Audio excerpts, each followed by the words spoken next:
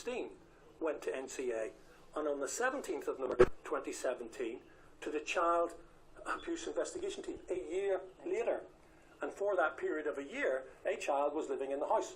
So the whole issue here about, well, we've got more resources, we're able to do this in a better way. You know, Simon Bailey said on ITV last night that everything's increased by 700%. Well, everything hasn't. You know, the resourcing hasn't.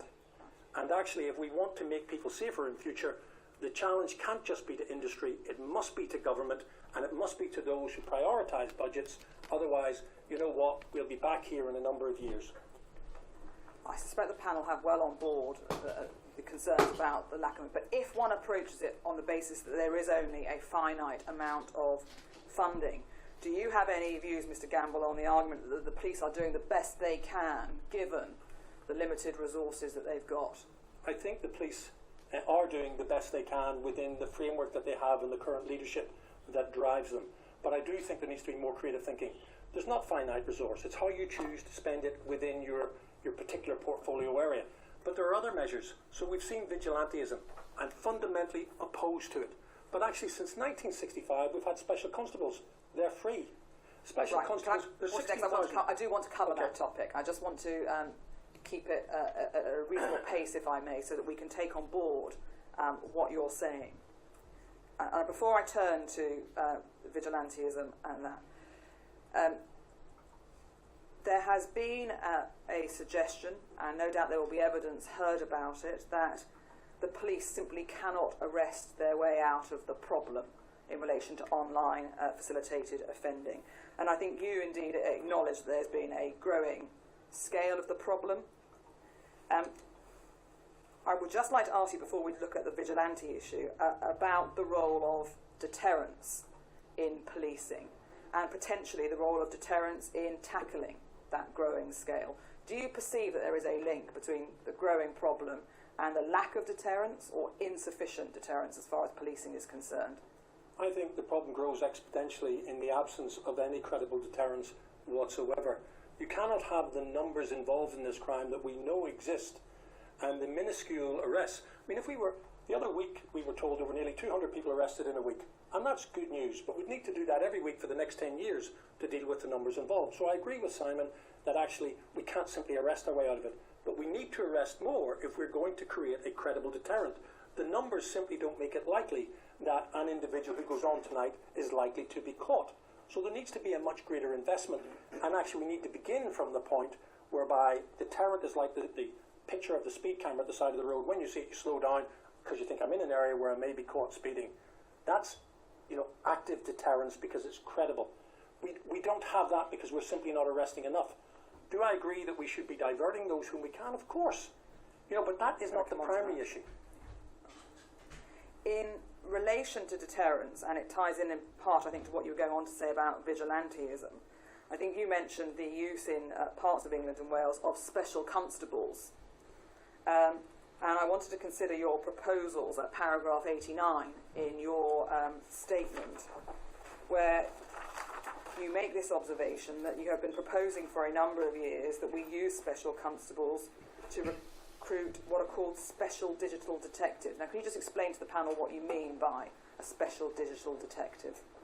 So basically you take the special constable concept, that is a citizen volunteer who submits to a recruitment process, who is vetted as part of that process, psychologically assessed because of the nature of the work, and then trained. And we know from the vigilante experience that you don't need to be a rocket scientist to carry out some of the low-level work that captures a lot of the low-hanging fruit. Because you see from the successes they've had, and there are so many dangers inherent with that, I'm not supporting it.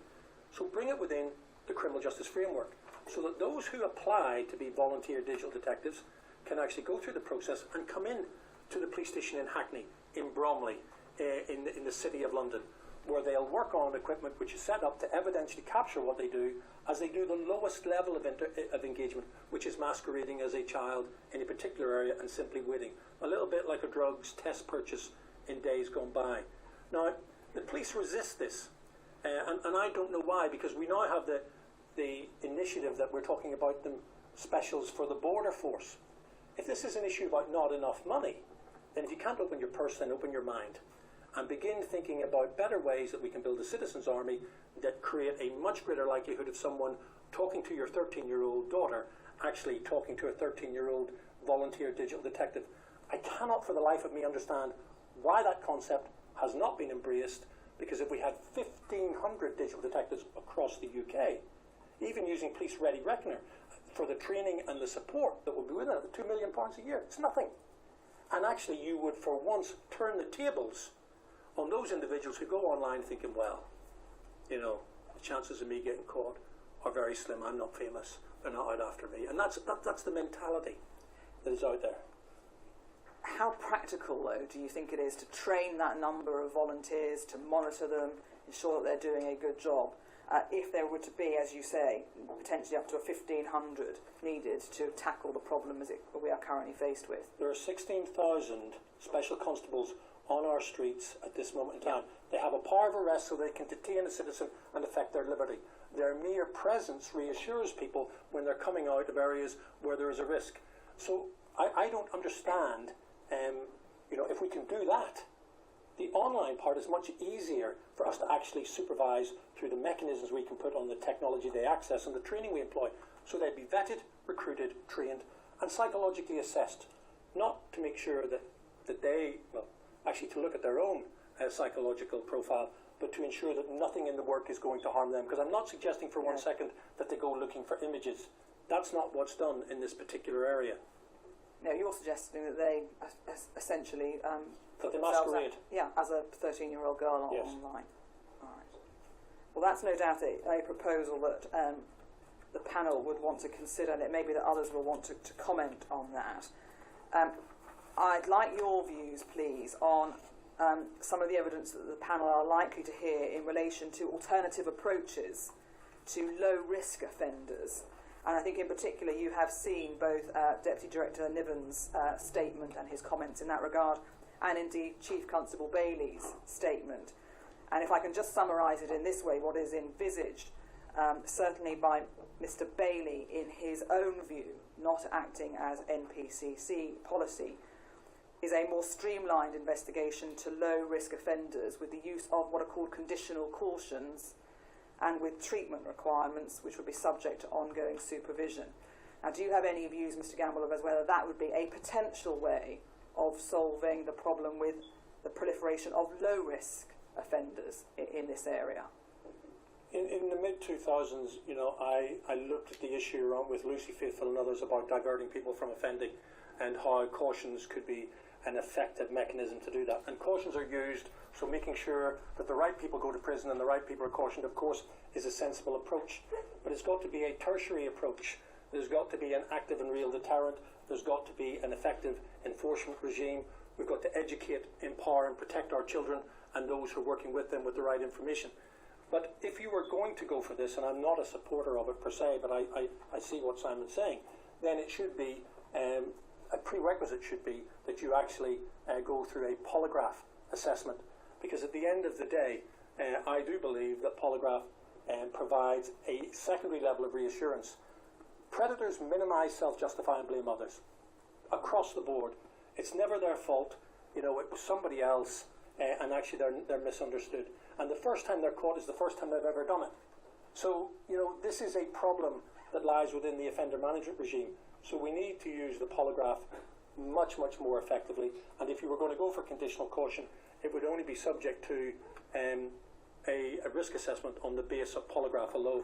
I still think that you're playing the lottery with children's lives if you really think we can, with a degree of certainty, differentiate between someone who looks at an image, is a viewer, and someone who goes on to actually commit a contact offence. Because in reality, when you see this happening across the board, you look at people who were dealt with. Timothy Story, a theology graduate or theology student at Oxford, who was dealt with in the first instance because he was grooming children online and looking at images, given a given a rehabilitation, community rehabilitation order for 3 years. Yet if you looked at his profile, he had 800 friends on his Facebook page, all of whom were under 14 and all of whom were girls. Now, he was dealt with, and the comments that were made about the risk assessment around him, I think, are a good case study to look at. And on he went. Year before last, he was convicted of the rape of 3 13-year-old girls in Southwark Court. Now, without being frivolous, a blind man on a galloping horse could have seen that he actually represented a risk to children because of the propensity that he had demonstrated with regards to how he had blackmailed young people to get those images. And I think it's time for a wake-up call. We can continue going around saying, well, there's just too many and there's not enough money, and we keep doing this, but that is not going to make a difference. And I think survivors deserve to see an actual real investment being made in the tactical options that we choose to use that minimise opportunities for offenders online. And I do think the problem with this strand is that we're looking at the technology where it's actually about looking at people and their behaviour and how you inhibit that. One of the other strands that I'd like you to comment on, and the panel will be considering in the wider investigation, is the role of industry. And can I turn, please, to your paragraph 97 onwards in your statement? From your perspective, Mr. Gamble, both with your role in CEOP and now your role in training as part of the elite group, what do you have to say, if anything, about the role of industry and whether they could and should be doing more? Well, industry are an easy target. It's easy to attack industry because they've got lots of money, and actually that's popular to do so. And let me say this, whenever I resigned and appeared before the Home Affairs Select Committee, one of the questions was, why are so many people in industry happy to see you going? That was an actual question you can see. And that's because I did chivvy and address the issue with them continuously and in public. Have they improved? Radically. The likes of Facebook and others, with their moderation, with their photo DNA in the background, with their use of hash coding, with the reports they make through NCMEC. And when we talk about the exponential growth of reports, the reports that go to NCMEC come from industry. So if you look at the case recently in Denmark, where there were 1,000 individuals sharing images of 2 15-year-olds, where do we think they came from? They came from something found on Facebook that actually went to NCMEC and was then shared with the jurisdiction. Can they do more? Yes. Should they do more? Absolutely. But let's stop beating about the bush with this. We bring the industry thing up all the time, and we put them under pressure to do more voluntarily. Tax them, license them to work in the environment, and hypothecate that money to invest in children's social care, education and law enforcement. And colleagues in the Home Office will roll their eyes, and they can roll their eyes till the cows come home. But at the end of the day, we are not going to continue to deal with this until there is a real investment.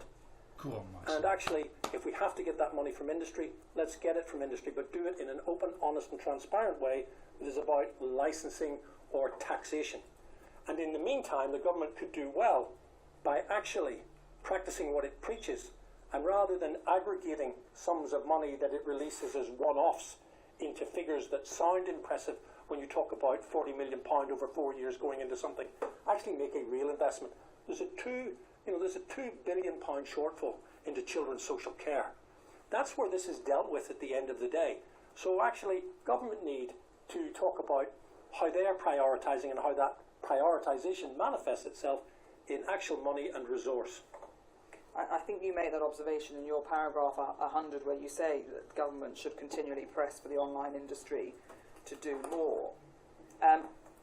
What is it you would actually envisage the government doing to bring about the effects that you clearly want to have here?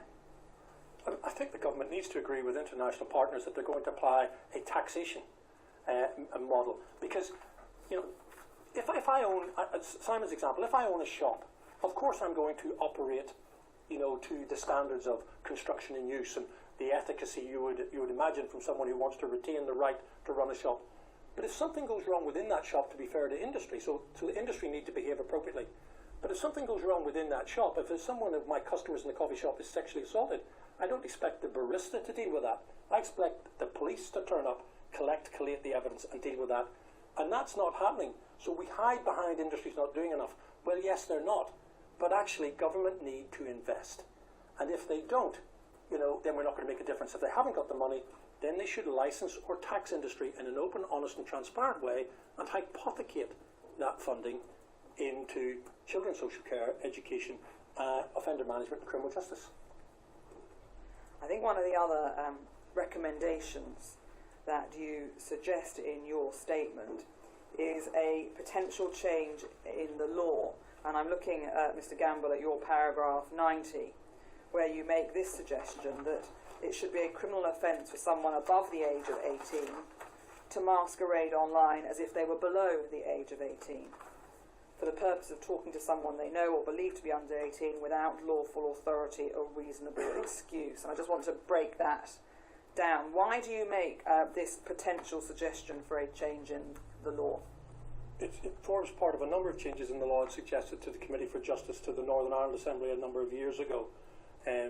Number one, it inhibits people from masquerading, and everyone doesn't masquerade. Some of them lie about their age to a slight degree, some of them more so. But actually, what it would do with a single, swipe of the pen or a legislative instrument would inhibit or prohibit vigilante activity, because actually you could not masquerade as if below the age of 18 if you did not have lawful authority or reasonable excuse. Lawful authority would come from the police. A reasonable excuse might be a parent who's worried about their child and then decides to take on their own child's persona to look at that. So that's about a sensible and pragmatic approach to creating an architecture through legislation that makes it easier to prosecute people, because so much of the legislation relies on proving intent. Well, actually, why would I, as a 58-year-old man, want to pretend to be 16 to talk to a 13-year-old girl? Can I pause you there? Because whilst one might easily see how it would make it easier to prosecute the offence, it might not make it easier to detect the offence, because it would rely on someone knowing that they're masquerading online, or the child potentially raising a suspicion or a concern that the person they were speaking to was masquerading as under. How is that potential change going to make any difference in reality to the problems that the police face in investigating and detecting it in the first place? Because when some of the information comes to the police in the first instance, it doesn't fulfil a criteria which allows them to achieve a prosecution, for example, grooming, getting them to go or move with a